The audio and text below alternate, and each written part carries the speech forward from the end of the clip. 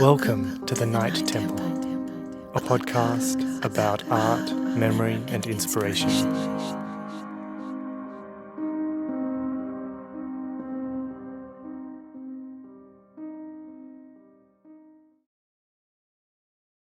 You know, Shaun is an incredible composer for screen and concert, and multimedia work. And multimedia work. Yeah, he's located in Melbourne. Yeah.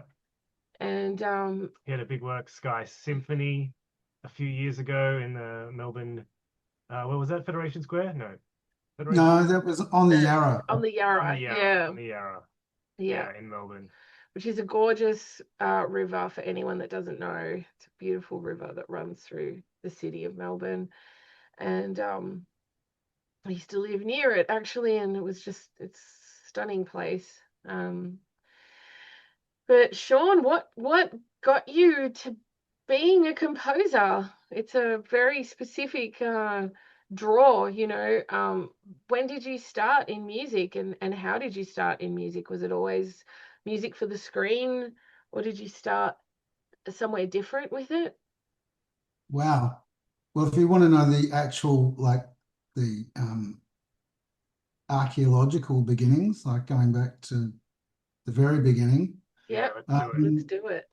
I was probably about 7. And in my primary school or elementary school, as you'd call it in the United States, we had a visiting music teacher. So in those days, music in primary school wasn't particularly structured, and there would be these kind of peripatetic wandering minstrel types who would come in and conduct a sort of mass or group session with an entire class and then vanish. And this young woman appeared one day. I've got a vague memory, but it's probably wrong. It's probably a synthetic memory, but I've got a memory of the music lesson being conducted in what we in Australia call shelter sheds, which were like little barns constructed on the school grounds so that kids could not get pelted by rain and hailstones. You know, they had somewhere to go during recess. And she had a classical, like a nylon string guitar around her neck, and she sang and played this instrument. And the funny thing is, I don't actually remember anything about the music that she played, but what has stayed with me as either, like I said, a synthetic memory or a real one, or a combination of the two, is that the guitar kind of floated in an amber glow. Like there was something about the color of it that mesmerized me. Yeah. Like the lack of finish. Like it might have just been like a $10 guitar for all I know, but it looked like some kind of magical device. And I started pestering my mum for lessons and to buy a guitar. We were too poor to own a piano.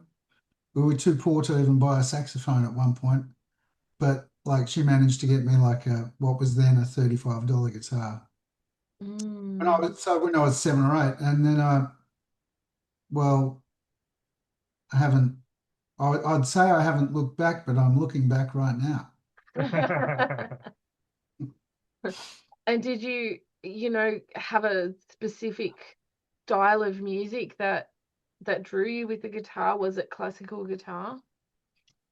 Yeah, so it was classical guitar in the beginning. So the teacher that I had when I was quite little, started me off on Carcassi studies and the rudiments of classical technique. Yeah. But I have an older brother who's like 3.5 years older than me. So he was starting to get into Hendrix Mm. and Alvin Lee uh, and um, you know, blues, and that kind of had an influence on me as well. Yeah. So I was playing more or less everything, and like by the time I was 12 or 13, I was sort of studying Joe Pass's book. So like I did a deep dive into jazz technique around that age. Oh. Um, and so I guess you could say I sort of went off in on my own trajectory. I didn't get kind of locked into a way of thinking about the instrument. I just Yeah. treated it as a place to explore ideas. Yeah. And when did you start writing your own music? Good. Yeah, well, I probably wrote my first tunes when I was kind of 13 or 14. So I guess that means there was this sort of 6 or 7 year period where I was coming to grips with the instrument as Yeah. a kind of mechanical and physical thing. Um, and then only by my early teens did it dawn on me that I could start saying what I wanted to say, um, like on paper like because I didn't know I didn't come from a musical family, and although my brother started playing guitar around the same time as I did, we were both um, and although I was having some lessons, the lessons I was having were rudimentary in a sense that they were like in a group with a bunch of other kids, and uh, Yeah. was at a church, and Yeah. uh, a lot of the learning that I did was on my own, Mm. and still is. Yeah. And so I would have sheet music given to me in my lessons, but I had no idea what the process was or how that music came about. Like I didn't Yeah. really know what a composer was until my early teens, I guess. Yeah. Um, and so with Joe Pass, for example, um, I'd listened to him, but I had no idea about the whole background of the American songbook and standards, and Mm. um, that all kind of that they were ideas that uh, accumulated along the way as I got older. Mm. So what kind of styles were you writing in when you started? I was just writing little pop ditties like in the beginning. Yeah. Um, like another big influence on me was like the transistor radio. So like Yeah. technology didn't really exist at all in its current form, and there'd be a transistor radio on the kitchen bench in the morning. Yeah. Um, and for example, I've got this really strong memory of a song in particular when I was kind of around 10, 11, 12, which was tuned by Jose Feliciano. I Uh-huh. don't know if you guys know who Jose is, but Jose Feliciano is a Puerto Rican musician. I believe he's still alive. Mm. He'd be quite elderly by now if he is. Mhm. Um, but he was blind, I Mm. think. I don't know if it was early in life. I think it was pretty early in life he became blind. But he was a kind of flamenco guitarist and pop artist Mm. in the States in the like late 60s, 70s, 80s, and then beyond. And there I was a might song know of his. some of his songs. I might Oh, he did a cover of a Doors song. Okay. can't remember which one I'll right have now. to check that out. I'm really But curious. he also had a hit with a song called uh, I can't actually remember the title, but I think it was Listen to the Falling Rain. Okay. And there was another song that he had a minor hit with called Adios Amor. Mm. The reason that song stuck in my head was because it combined three things that I ended up really loving my whole life, which was nylon string guitar, a kind of pop melody, or like a really strong melody, fantastic production, Mm. and an orchestration Mm. with a male chorus even, like it Wow. was the full Megillah. So Yeah. I guess that kind of encapsulates the sort of things that I've maintained an interest in, even though, I mean, that was, like I said, I was still a kid when I heard that. But Yeah. later on, I guess I got more and more interested in, I kind of went back to my roots, if I could say that. And uh, so the classical guitar repertoire became important to me, and I started writing for the classical guitar, Yeah. and I've ended up writing um, 5 concertos for guitar and orchestra so far. Two of which have been recorded. Sorry, 4 concerti, 2 of which have been recorded. And I produce a lot of classical guitar music as well. Just as I did like for not know this at all. It's really oh, interesting. well, Yeah, I didn't realize how deep into the classical guitar you went. Um, so those were the main influences of your upbringing that influenced you musically.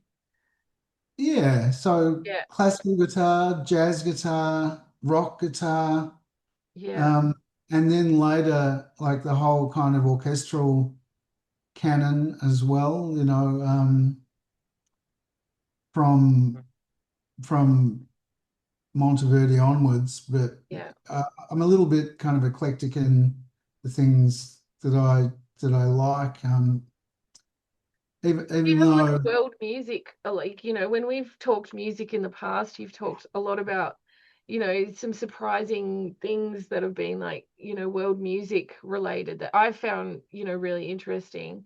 And you've mentioned like David Byrne before as well, who I think is another artist that kind of has a history of exploring some of the world music.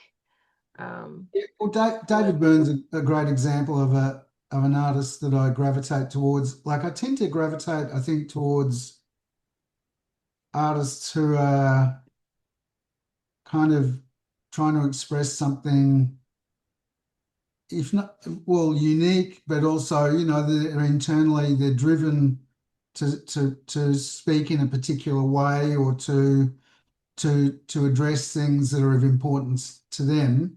yeah, And I mean, Brian Eno as well has been a huge influence on me, both musically and as a producer. yeah.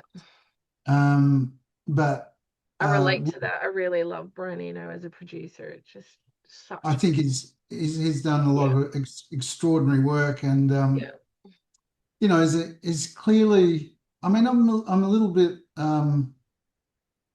I look up to him also because despite whatever facility I may have arrived at on my instrument, he tends to, I think, work from a much more almost, shall we say, well-rounded, almost kind of not non-musical perspective. yeah, And by that I don't mean like anti-music or amusical. I mean, like, I feel like he includes a lot of other things, a lot of other elements in the way he yeah. treats music. And for example, the visual, but also the social, and um, Mm, I likewise, I feel those things are important. And and can influence how music evolves in a way. And it's also one of the arguments that I would present against AI. But we can talk about that a bit later if you want. Yeah, cool. Yeah, the world music stuff that you have had that influence have had that influence you. Do you want to go a little bit into that? Because I've personally found that quite fascinating, just the different cultural stuff too, even whether it be Australian or I think, did you mention once some type of drumming, like drumming, or I don't know. I'll let you talk about it. Maybe not drumming, but some like was it something African, or I don't know. I'll let you talk. I know you mentioned the indigenous work too. Anyway. Yeah. Look, I've worked with Indigenous musicians here in Australia. And when I say worked with, I was actually in a band with a very well-known Indigenous musician who's since passed away. And I'm mindful that, in certain traditions, it's not acceptable to use names of the departed, but I'll just say that this person was extremely well known. He was also an actor. He was a absolute master didge player and clarinetist. And he was actually a fantastic guitarist as well. And he rather ironically, at the time, he called his band the Anthropologists. And he and I were close, and I would have counted him among my close friends at the time. And the sort of things that I feel like I learnt from him were not necessarily so much about sound, but like a relationship to a relationship between culture and music. And like a lot of my music, for whatever reason, has a tendency to look upwards. Like I'm fascinated by the sky, and I've written a symphony that which I colloquially refer to as Sky Symphony, but its technical, well, its real name is Portraits of the Air. Yeah. And I once made the observation to this person that like it seemed to me that music in the Western tradition has a tendency to look upwards. Like, it's very often, especially in from the Renaissance onwards, when the church was such a big influence on music, that it looked upwards, but also had this kind of upward trajectory. Melodies were very often defined by being up, by going up, like and sort of pointing to the sky to a certain extent. And I made the observation to him that Indigenous melodies, Australian Indigenous melodies, very often have this kind of shape where they'll start on a certain tone, and then gradually head towards the earth. And there's a very famous melody that was made famous by Yothu Yindi, an Australian band. Very famous melody that they used in their hit song Treaty. Yeah. That a friend of mine actually engineered. G'day, Simon. And that melody starts at a kind of a tone here, Yeah. Like the tune is something like I won't attempt to sing the words, but it's something like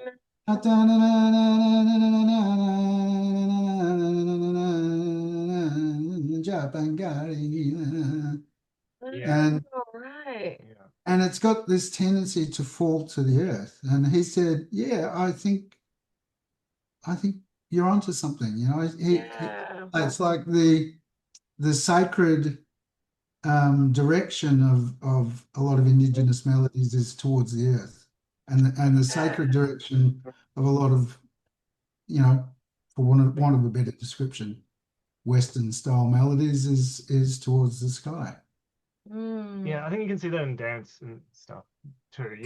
Like ballet is.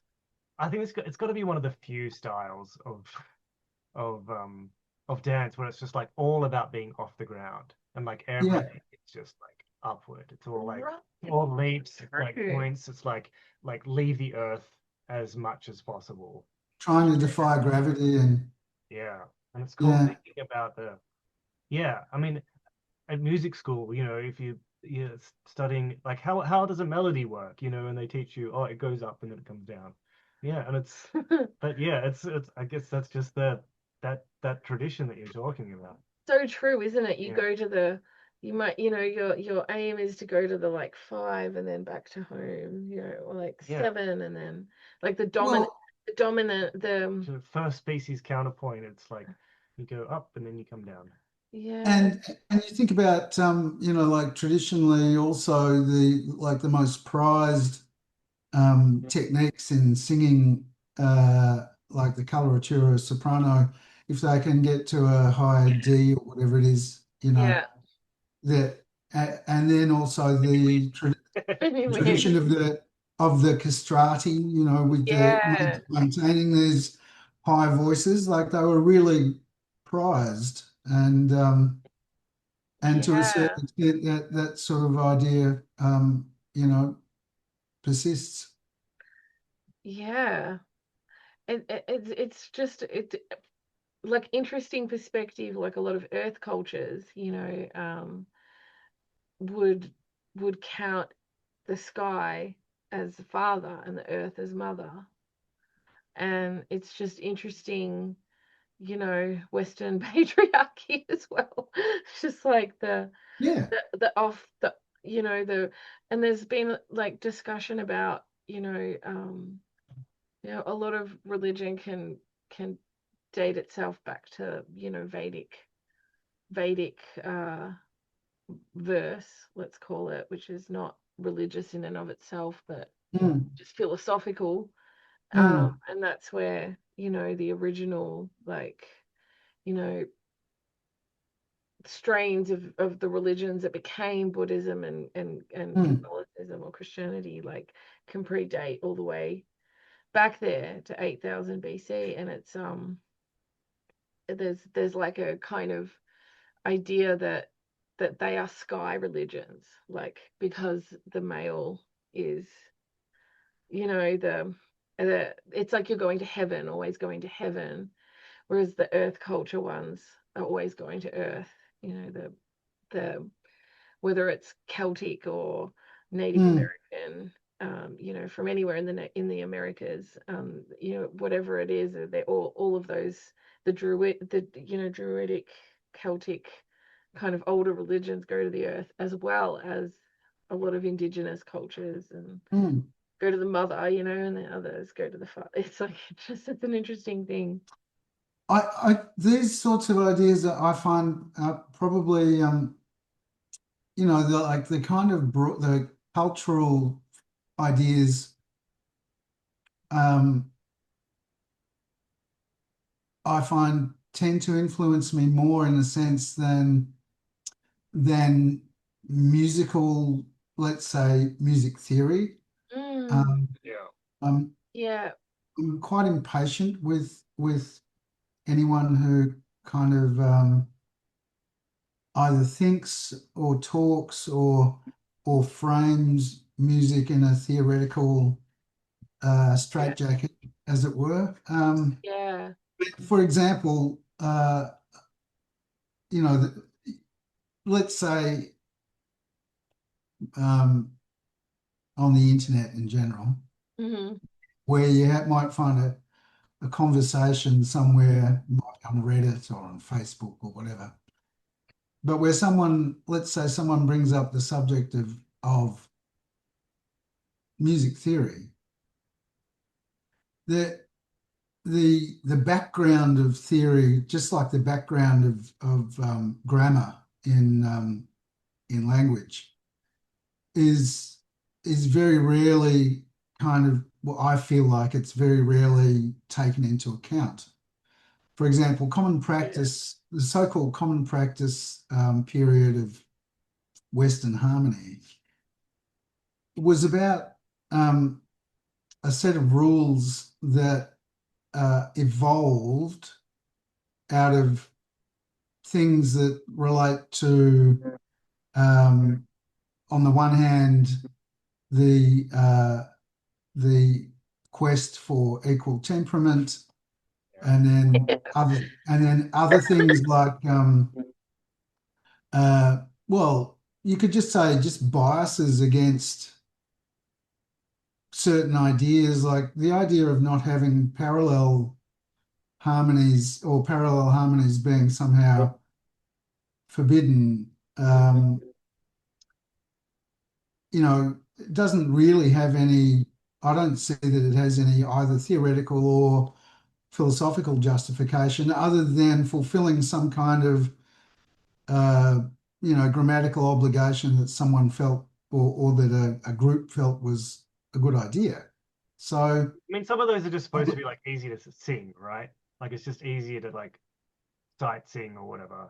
well, I think, if I think sight singing parallel fifths wouldn't be that hard, but It's really I not. I know, They're right? really Yeah. ridiculous rules.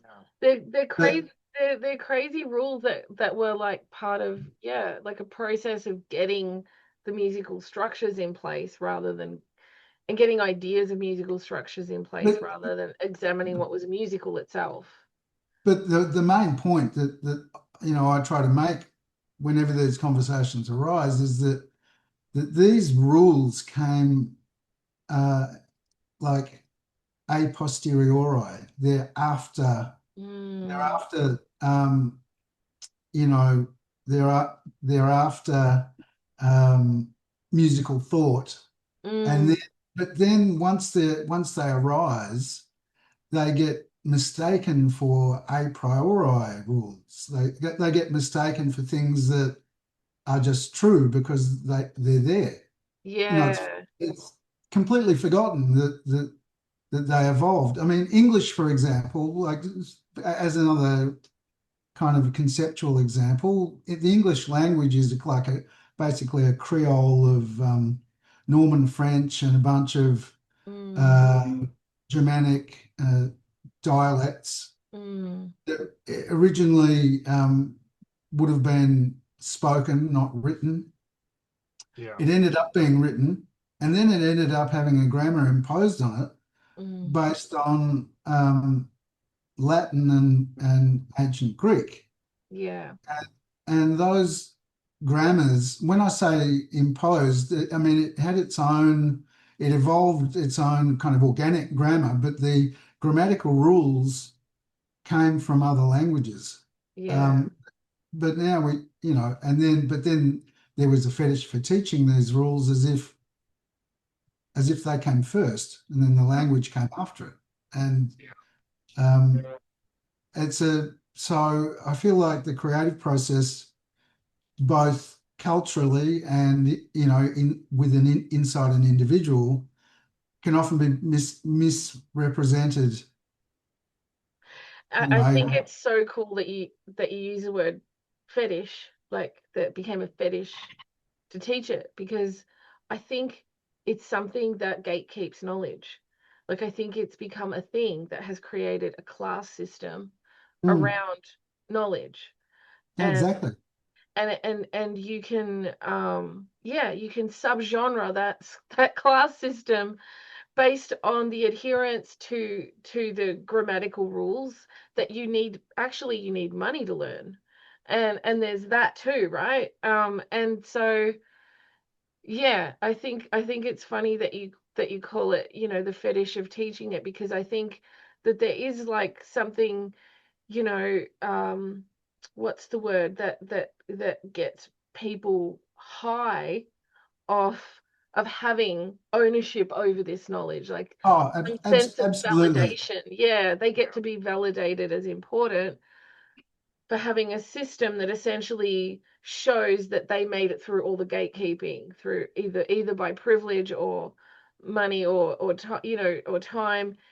And I think time is to do with privilege too. It's like something that you need a stable reality in order to have that space to learn this stuff. And that is a privilege in and of itself that lower class people may not have due to being Oh, in survival absolutely. mode or needing to work or having less, yeah, less social stability. You know, that, yeah, I think it's really cool to put it that way, because it is something that has driven me crazy about theory as well, and also Mm, just, yeah, I am likewise, like, what's the right word, a bit ambivalent. repulsed by it. You know? So I thought But about it a I, little bit, I but it I does, it also, gives you a high to have it, right? Because you you suddenly have privilege when you have it. So yeah. well, I think there's a couple of forms of stable reality, to use your expression, uh, have dominated this the sort of promulgation of these ideas, and that's the church on the one hand in the West, Mm, and the evolution of the tertiary institution, mm, and specifically the sciences. And I'm not pointing the finger at the sciences, but in terms of like the, let's say, the political economy of the arts, it's been necessary for them to dress themselves up as sciences to compete with, uh, that's you deep. know, Yeah, to compete in a funding sense yeah. Yeah. with the sciences, which can say, look, we're rational, we're evidence-based, we create the technology that makes your life easier, give us a whole bunch of money. Okay, Mm, hard to yeah, argue with that. Whereas yeah. the arts, go like, well, we actually can't say anything concrete about, what we do and who we are, uh, from an evidence kind of based point of view, in the same way that the sciences can. So we will fabricate or construct, a kind of parallel scientism, That's and really that's and true. that's just led in my opinion, like whole libraries full of unlistenable music Mm. and irredeemable visual art. You Which, know, that is so true. Yeah, because suddenly it has to become functional in a really specific way that isn't With actually an intellectual with the justification. justification, that doesn't actually serve the function of art, which is, no, in fact, it contradicts it, it contradicts it, in because my view. exactly, because the function of art is to interrupt, right? As well as expand, as well as do everything else that it does. It needs to interrupt. So if it doesn't interrupt, you know, to say something interrupts is functionally useful, that's a really difficult thing to explain in scientific language. You could explain it in emotional language, and then from there to sort of find a way towards, yeah. But it's just, I think there is a lot of, like, you know, social studies and research done on the benefits of art on the psyche, and they're not, either because of a religious filter, which might be a thing, um that religion has put a filter that what is good is and what is bad, you know what I mean, is so like crying, like the processes of grief, or the processes of emotional intelligence, which at its essence is a very, very simple thing, identifying what you feel. That's emotional Mm, intelligence. It's something that for whatever reason, our society has made nearly impossible, because anger is wrong. So therefore, you kind of dull. Now you don't know when you're angry. You're just passive aggressive. Look, And the thing is that art helps you to identify feelings as well as process them, which increases emotional intelligence, which is something that makes people not have to do passive aggressive things or power struggle things, because they're operating subconsciously. You know, those feelings don't disappear. They're there. They just start to become subconscious, and then they, look, and I also think on that very mhm, subject, the culture that we live in has a tendency to outsource those things. So to yeah, outsource feeling, yeah, and you know, I mean, I don't think this is in any way an original thought, but since I think since we picked up a bone and threw it in the air, like in the beginning of 2001: A Space Odyssey, mhm, humans have been, making prostheses for all their senses. You know, mhm, glasses to see further, and then telescopes, and then Hubble, mhm, um, things that help us hear. Like maybe a horn from a bull, and then a hearing aid, and then maybe a neural implant. So yeah, things that we couldn't fly, so we invent flying devices, um, prostheses that kind of extend the human form way beyond its original limitations. yeah, And like AI, I can see as taking, it has a role that is similar in the sense that it's a prosthesis of intelligence.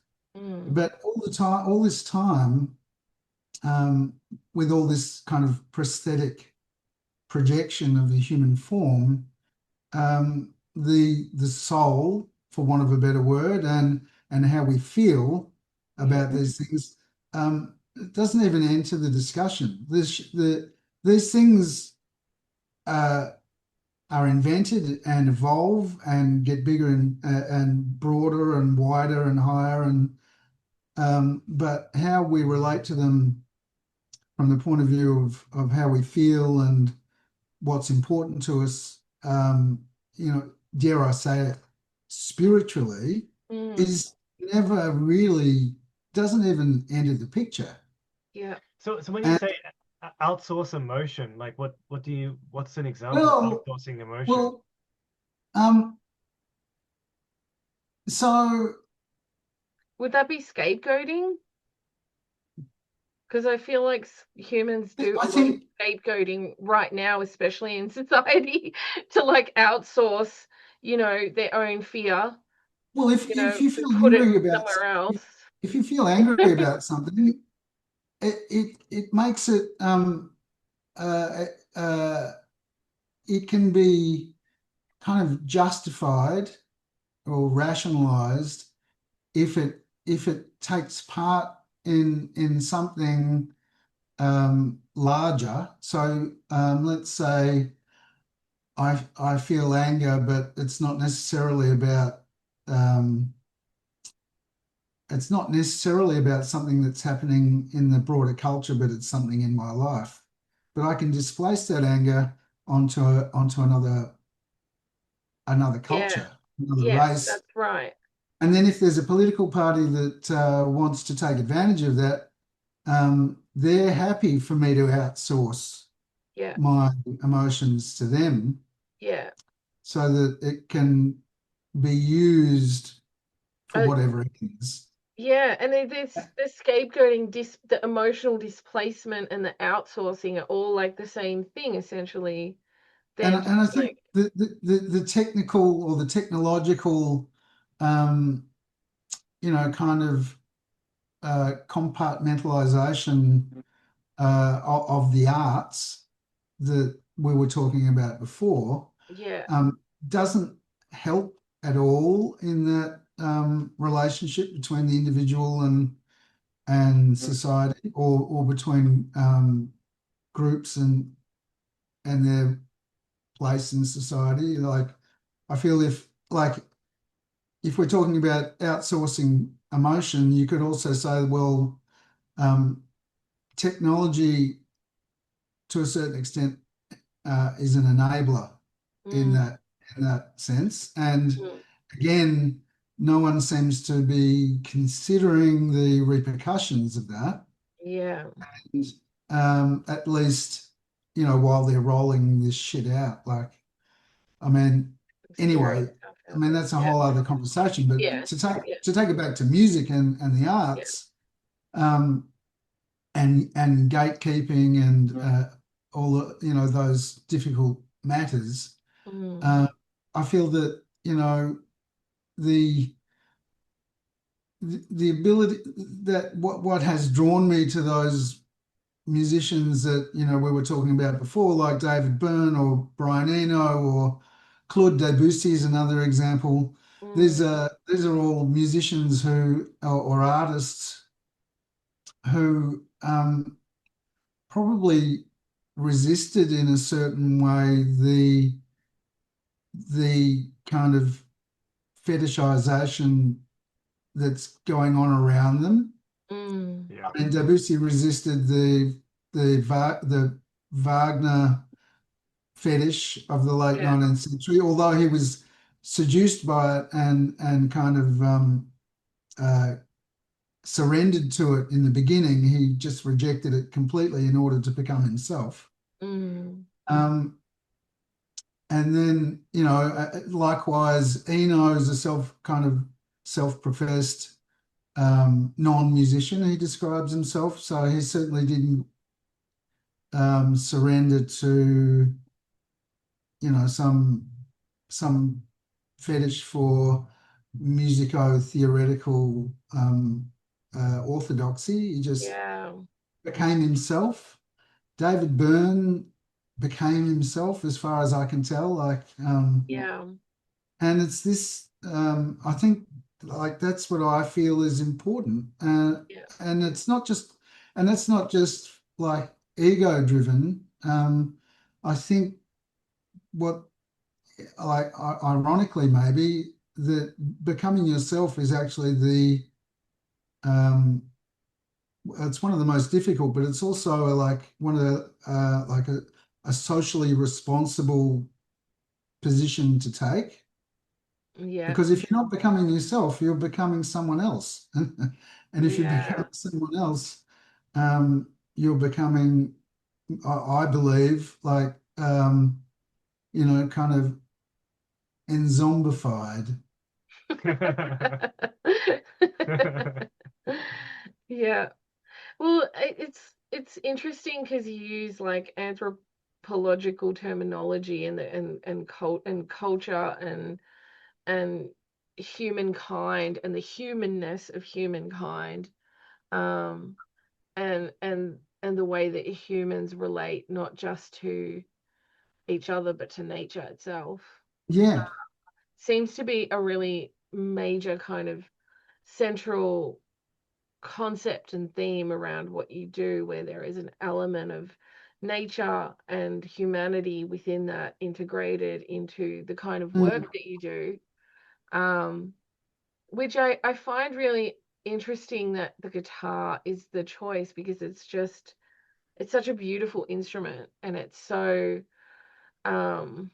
it's like there's the guitar is like the vessel that the modern society has used to tell its stories, right? And its cultural stories, and then you integrate that in with the classical stuff, and you just like broaden that in such a you amplify that, I guess, that sense of humanity by doing that, and by taking away like the gate, by removing the gate from the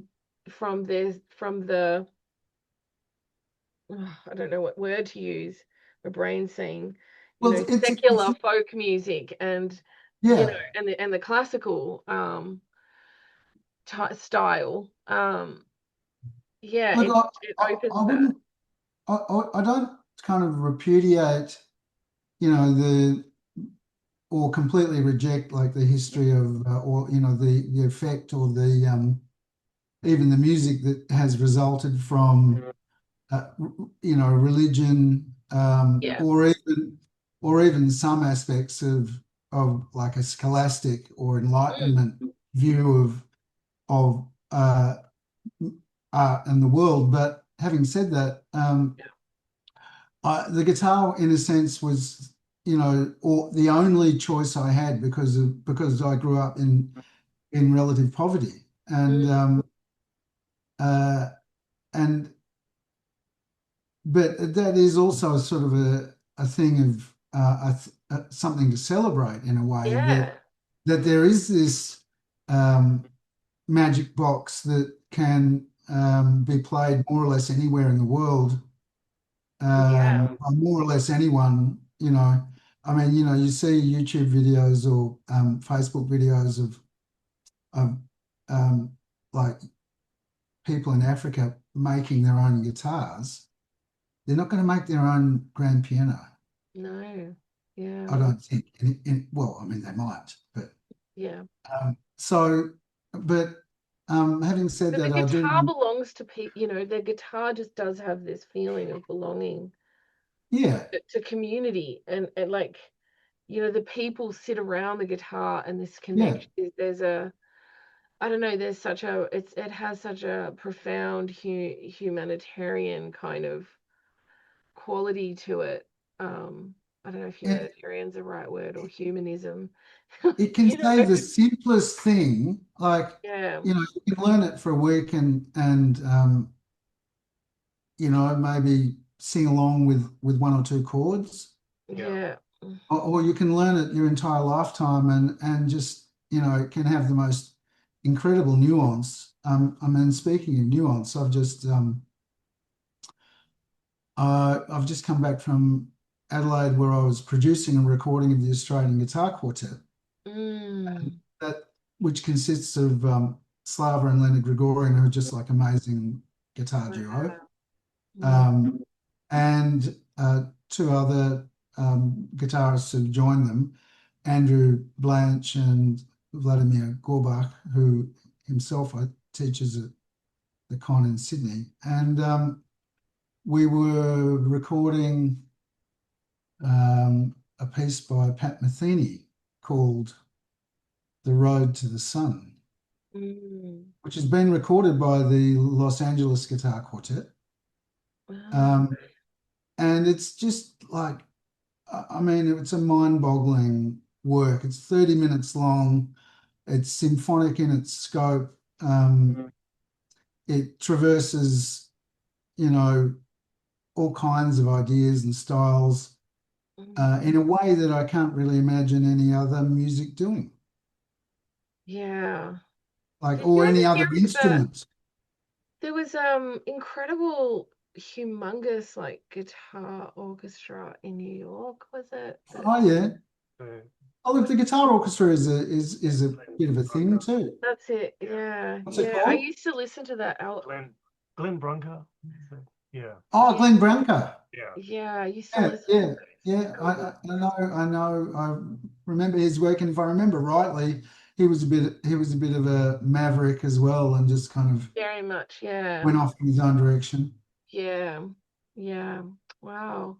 So okay, so this is such a beautiful portrait of what you do, Shaun, like with your symphony to the sky and all of the work that you do and have done with, you know, different cultural influences and human, I don't know what to call it. Yeah, the humanity of the earth cultures and all kinds of you know, I am wondering what is coming up for you in the immediate. I know that, you know, that there's quite a few projects on the horizon, but if people want to hear you right now, what is the best means, I guess, of hearing you right now? Or do you ever do performance in Melbourne as well, or anything like that? I know you're probably coming out for our conference here in LA, so people will be able to see you in person in LA, and you know, at other events that we have planned, which we'll announce as we go. But you know, in the immediate right now, for people to get a sense of you, what is the best way that people can do that? Like, when will that album be released? The guitar quartet mentioned. The guitar quartet recording isn't finished, so Yeah. that's to be confirmed. Okay. There's still a bit more to be done, just tracking, so Yeah. that won't be ready for a while. As far as The Sky Symphony's out, right? oh yeah, People can see yeah. that on YouTube. Well, there's a little edited version of Sky Symphony. I think it's on. It's on Vimeo, but it can be that can be accessed from my website. But we'll link your website here, and so anyone who's wanting to check that out, you can look through the website. So I did release the recording of the symphony, which we recorded with the Opera and Ballet Orchestra here in Melbourne, Orchestra Victoria. Orchestra Victoria, and on that, so I did it as a CD release, not because I think CDs necessarily should make some kind of massive comeback, but it was nice to be able to, like, I did the cover myself with the help of one of my daughters, and so the CD's got the symphony, 3-movement symphony, about 20 minutes long, 3 pieces for solo guitar that were commissioned by a friend of mine, and my first string quartet that goes back quite a few years. And the reason I did a CD was because I just felt it would be nice to have a physical object. Totally, yeah. But it's also available as a high-res download on Bandcamp. But I haven't made it available on Bandcamp yet. But there is another album of mine that is available on Bandcamp at the moment, and I'm not shilling it right now. I'm just mentioning that, you know, I'm still busy and still working on things, and that's kind of more of an Eno influenced. It's like I've got a whole other career where I spent 10 or 15 years making soundscape works for ABC Radio here in Australia, for ABC Classic. Basically kind of music concrete, like combining anything I could get my hands on, recorded sounds, things that I've recorded myself, music, nature, animals, whatever, like libraries of music. And so I would put together like things usually from a conceptual basis. Yeah. And this album that I released is called No Train Today, and it's like a friend of mine described it as kind of fitting in the chill hop genre, but I'm not so sure. I think it's on the border of chill hop and ambient. So it straddles those universes. Yeah. Oh, cool.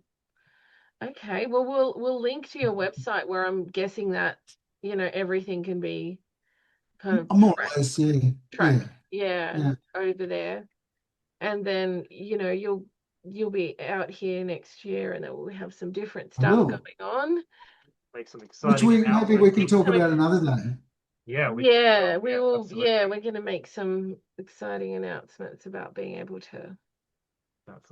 So yeah, well, I mean, about some exciting projects.